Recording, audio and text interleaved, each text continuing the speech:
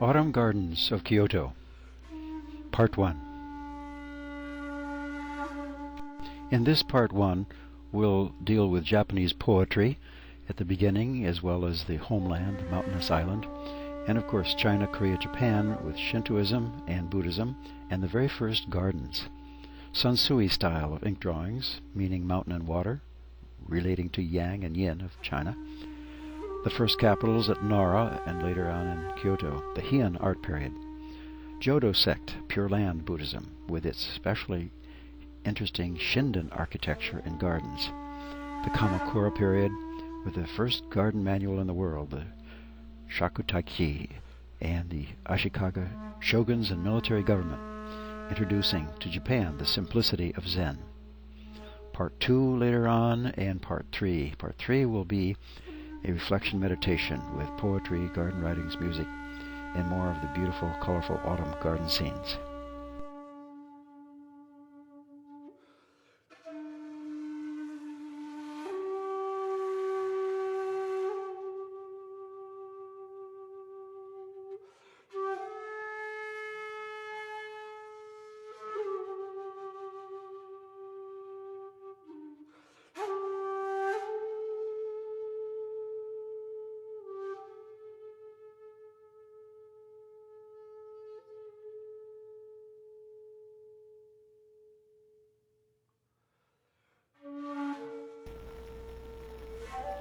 Your poetry issues of its own accord, when you and the object have become one, when you have plunged deep enough into the object to see something like a hidden glimmering there.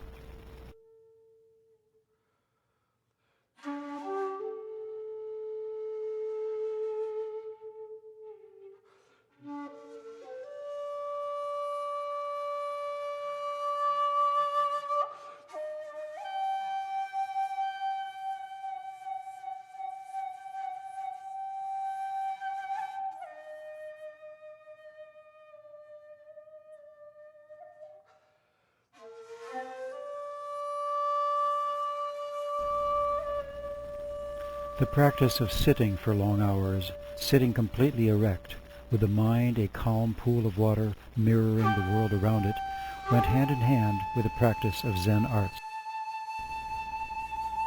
One could not paint the essence of things without seeing them, nor could one arrange garden stones without feeling their spirit. For the Zen monk, one's art is thus a measure of one's spiritual insight.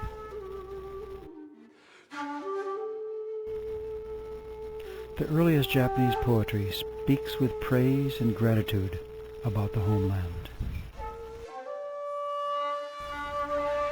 People developed a sense of appreciation for the beauty of their land, which has been a continuing source of inspiration for artists. For the garden artist in particular, the landscape was the greatest teacher.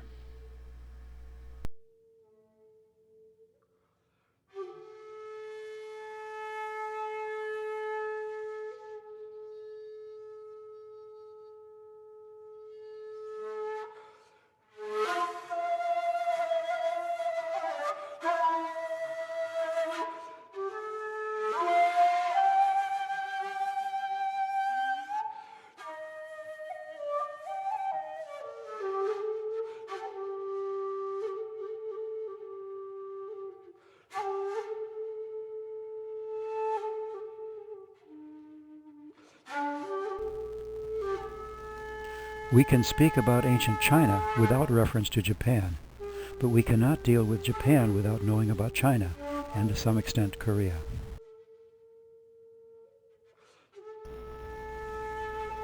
Right across the waters of the Korean Strait, Japan first learned about the high arts of civilization. Seascapes like this became popular scenes in gardens. Culture, in a way, meant crossing over the waves. Much of the uniqueness of Japan is related to its geography. Its own physical characteristics made it especially receptive to the Chinese art of landscape paintings. As a nation of mountainous islands, it avoided invasion by outsiders, so it developed an original homogeneous culture and was able to seal itself off from the rest of the world for many centuries. The capitals at Asuka, Nara, Kyoto, and eventually Tokyo. Japanese travelers of prominence went as far as China from the 7th century onward.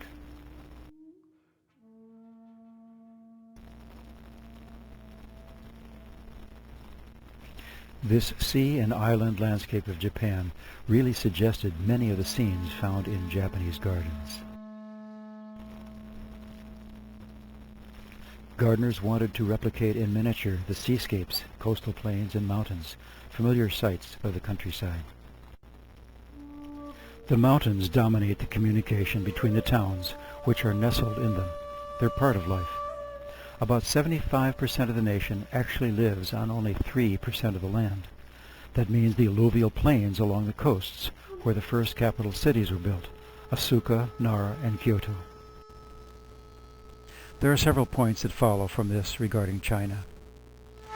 First, there's an air of mystery that surrounds the mountains in Chinese art, as this is, and that leads to a rather meditative approach in Japanese art also.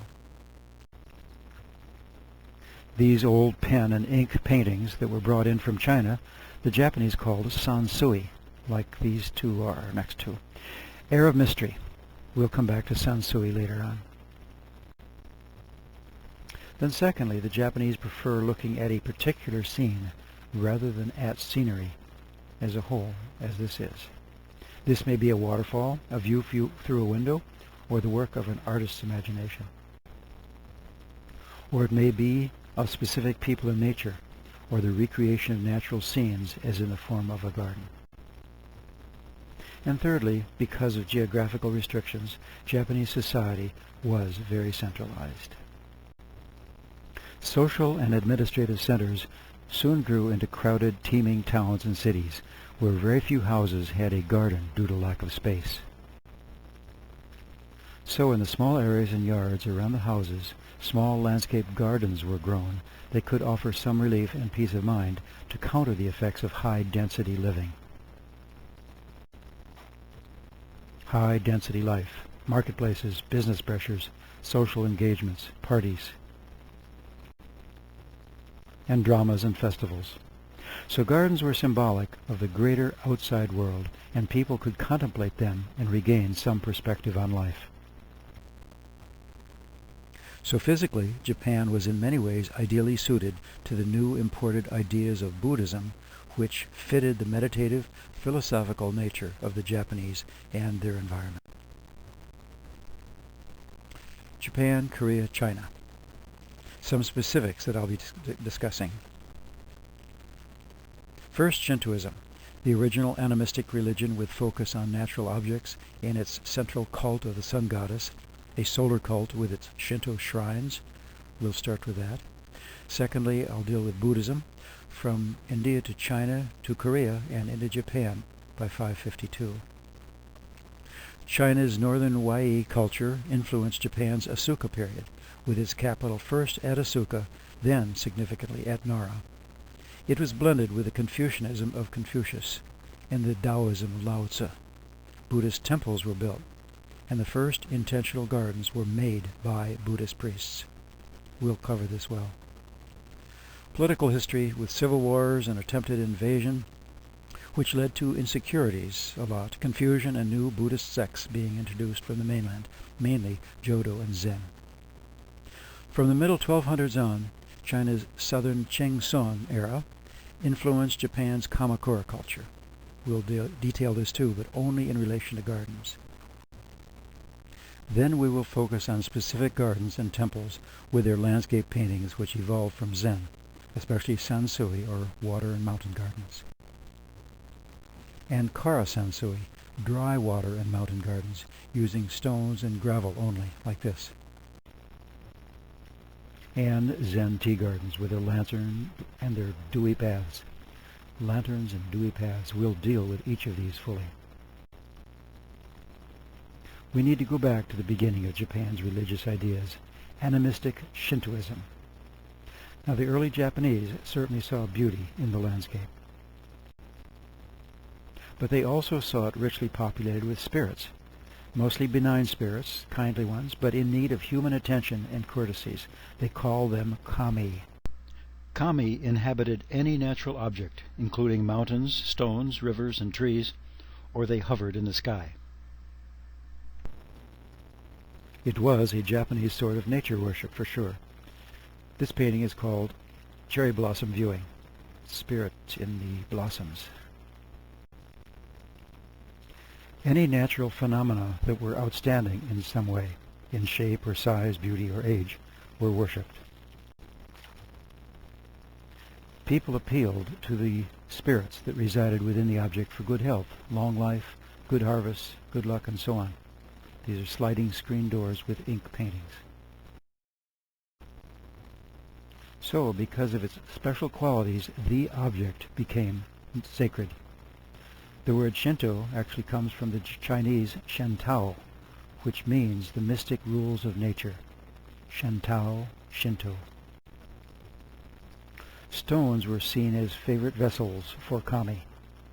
These stone kami even have personality, so they say.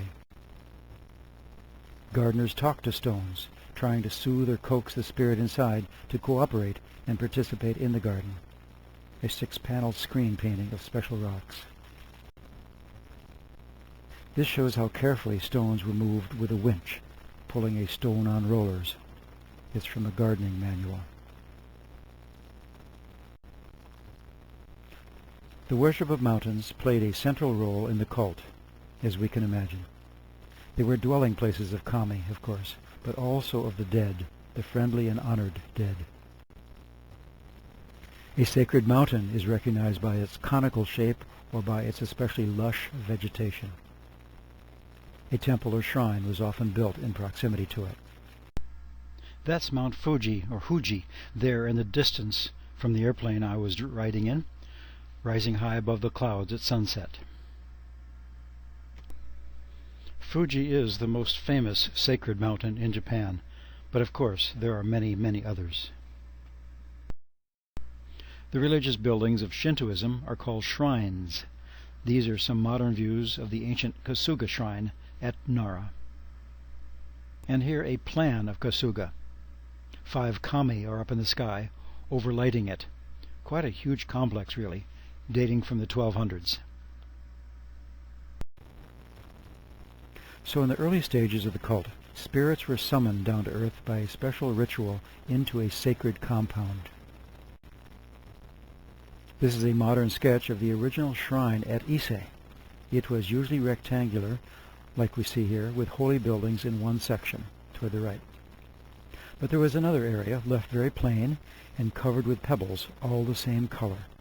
It was usually bare except for a single sacred tree up in the corner and a small shrine in the center. This can be considered in a way the earliest form of Japanese gardens, the Shinto shrine. Now, a solar cult was the basis of early Shintoism, and the basis of political power too.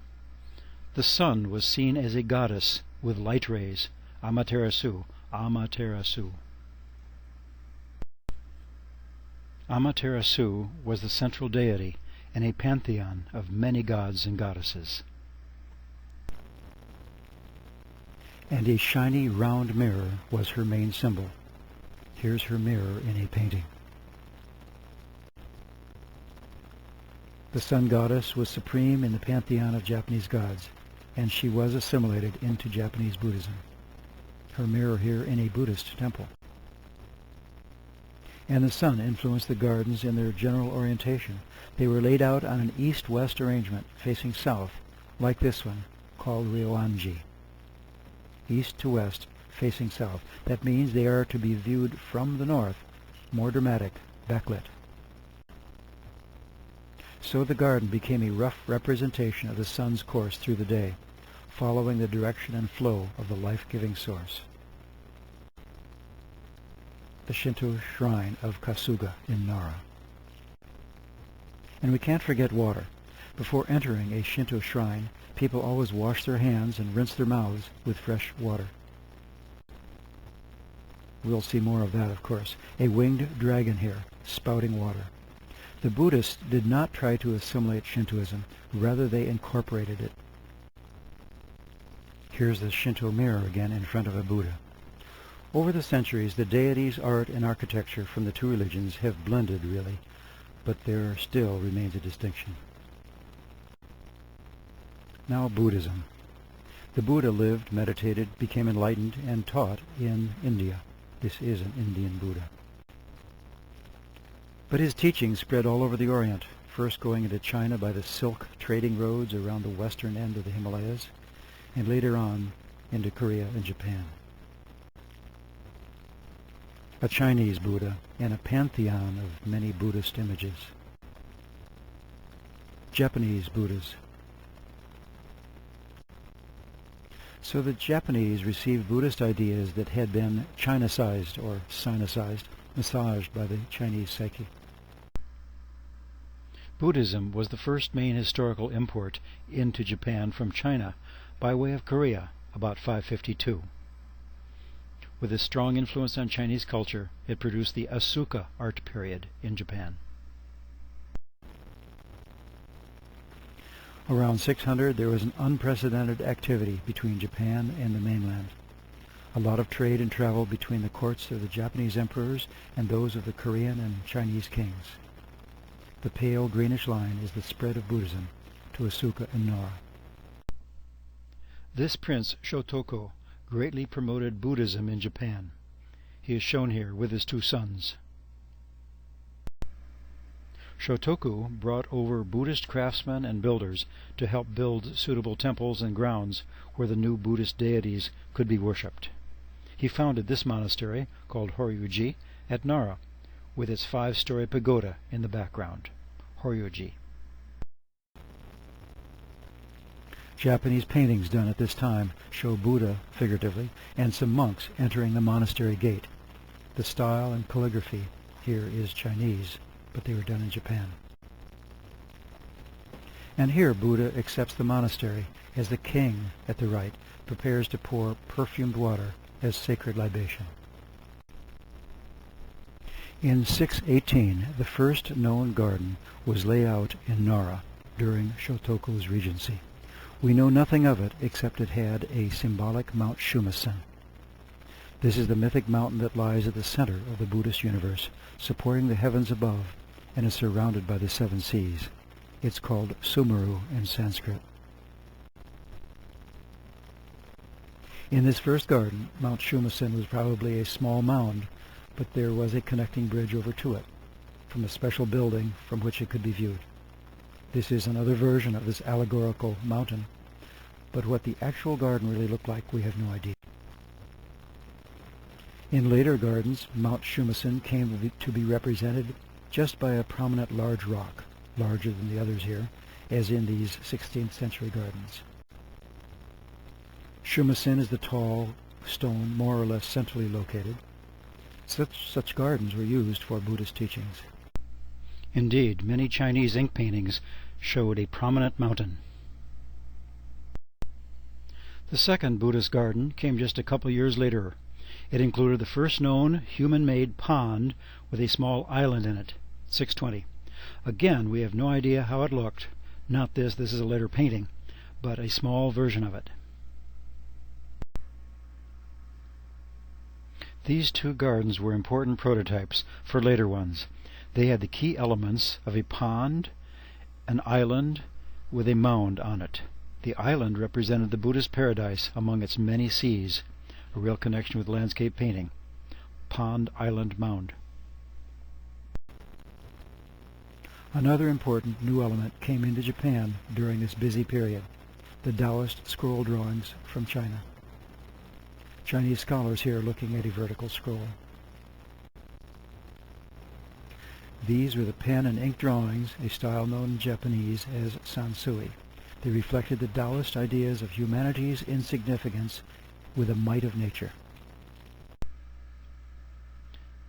Sansui literally means mountains and water, and the drawings showed towering mountains with mist-shrouded crags, high waterfalls tumbling into bottomless gorges,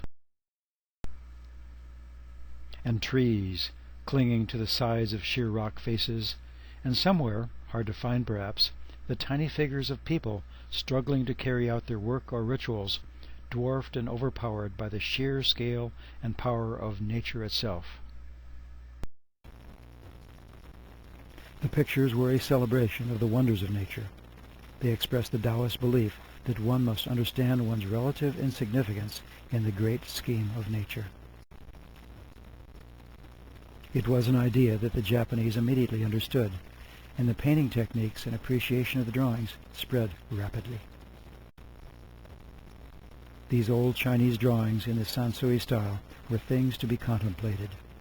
The natural world was being promoted as a key to understanding deeper things. So, in looking at landscapes, the Chinese saw the workings of great universal forces and laws.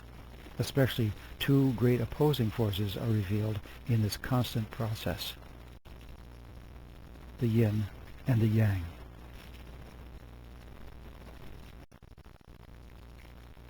Chinese philosophers looking at a yin-yang scroll. The very word landscape in Japanese is a combination of Chinese characters for mountain, yang, and water, yin, and so the word for the Japanese really implies this dualism. Landscape art always depicted elements of heaven, earth, and people, or something human-made, like a path, bridge, or boat. Abstracted, of course, not meant to be like a photograph. So, no matter how small the human aspect seemed, compared to the majestic mountains and seas, the scene was not really complete without some indication of human presence.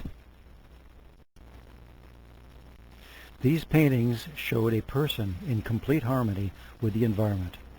Of course, that's often the recurring figure of the scholar-hermit in his retreat. He is usually painted alone or with an attendant, living in a simple thatched hut. The recluse represented an ultimate in tranquility and harmony.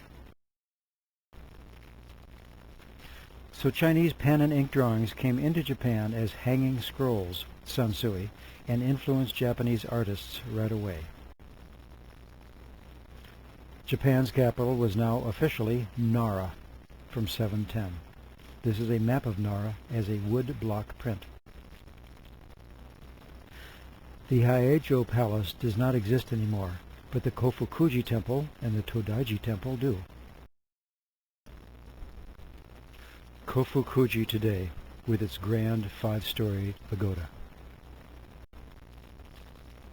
And Todaiji today, its inner gateway. This is seen as the Nara period from 710 to the founding of Kyoto 84 years later on. Nara, with Kyoto just north of it. Scenes of old Kyoto on panel screens. It was founded in 794 as the new capital of Japan, with a strong Chinese connection, and the Heian art period began. Here is where Japanese garden art reached its zenith. It was the home of the emperor for almost 1,000 years. Kyoto's Toji Pagoda today.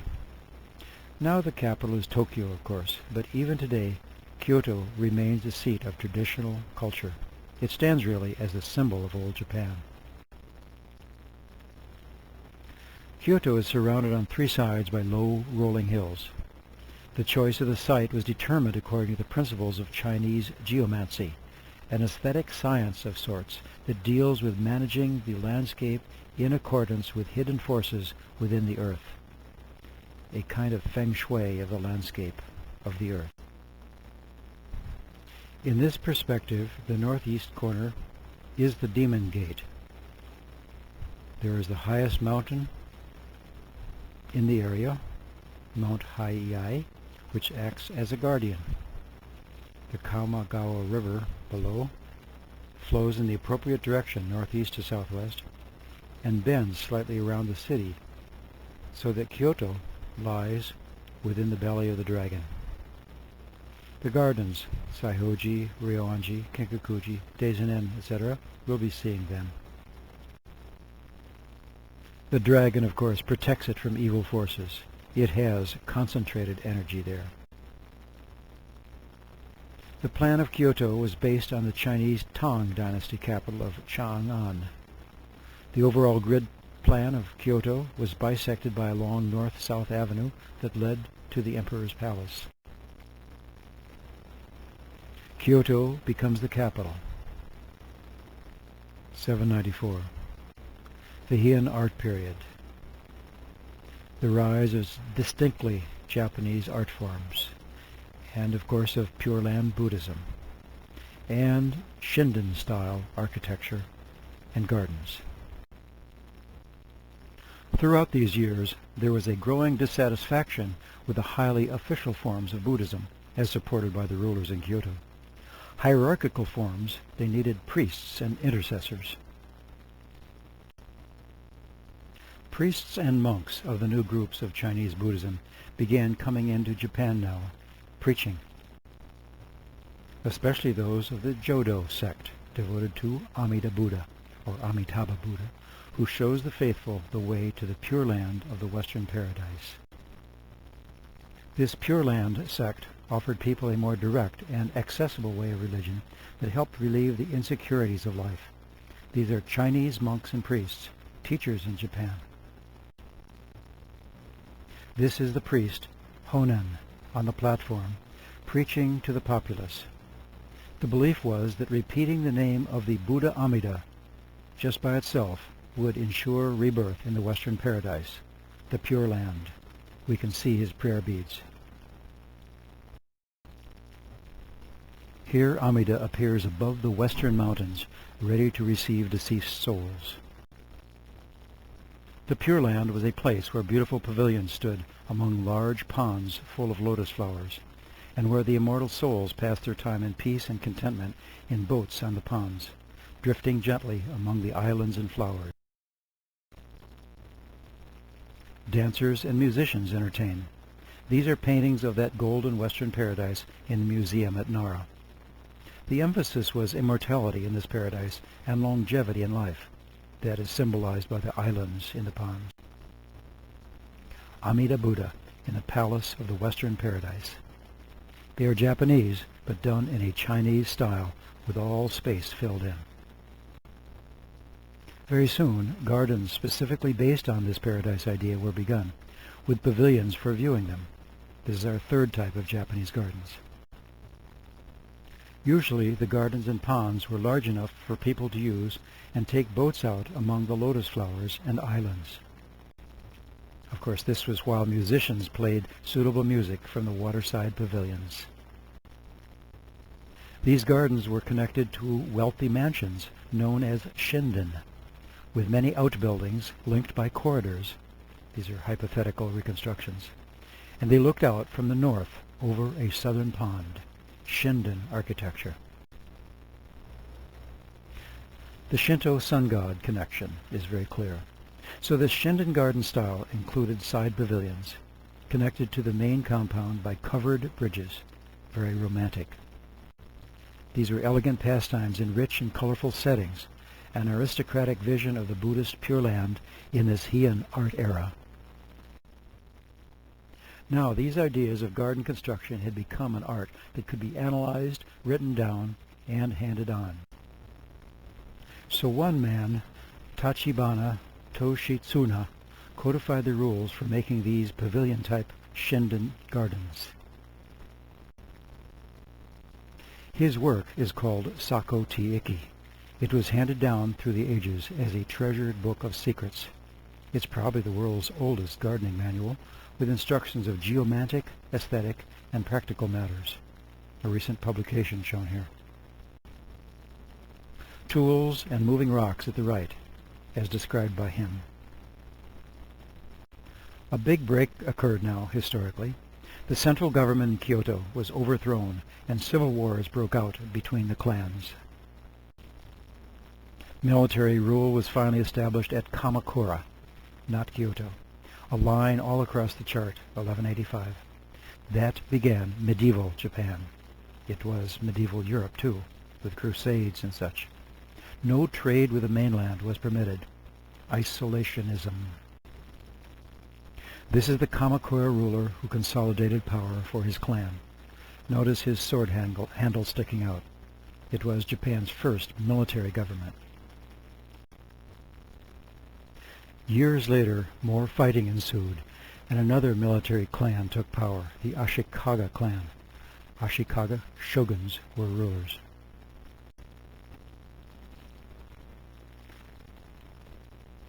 The Ashikaga military government set up at Kyoto again, 1392, and the Muromachi period began.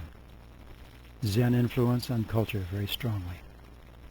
And a couple of the temples and gardens that we'll be seeing were begun at this time. Ashikaga Takauji was the first to oust the emperor from Kyoto and pronounce himself shogun. His grandson will be important in garden design later. The shoguns were military leaders and regional rulers. These Ashikaga rulers started up trade with China again, very important. The heavy red lines are the many boundaries between all the small shogunates, almost no central rule. And so then, another great wave or import of Chinese culture and religion swept through Japan. The second wave was an echo of the great Song dynasty in China. This was Zen. From India, Zen was brought to China by Bodhidharma. In the 6th century, it was called there Chang. This is a Chinese Bodhidharma. This Buddhist sect of Zen held that meditation, by which the Buddha had achieved enlightenment, was the key to realization of the truth. This is a Japanese Bodhidharma. The Chan sect first spread to Korea, and finally beginning in the 12th century on to Japan, where they pronounced it Zen in Japanese.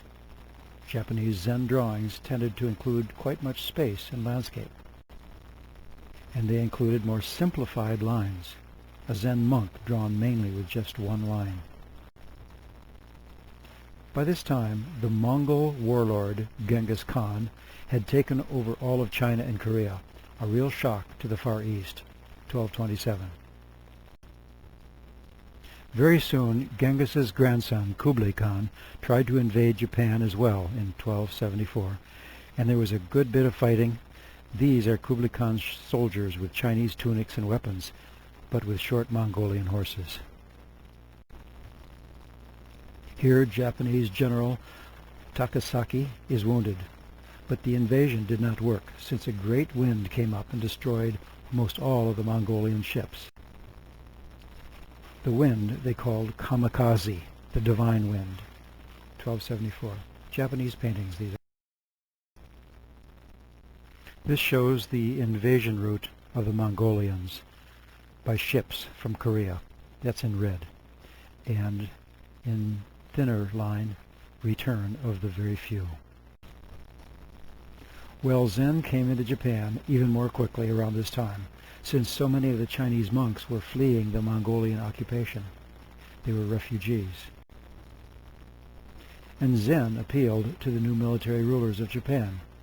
They liked its emphasis on self-reliance and discipline.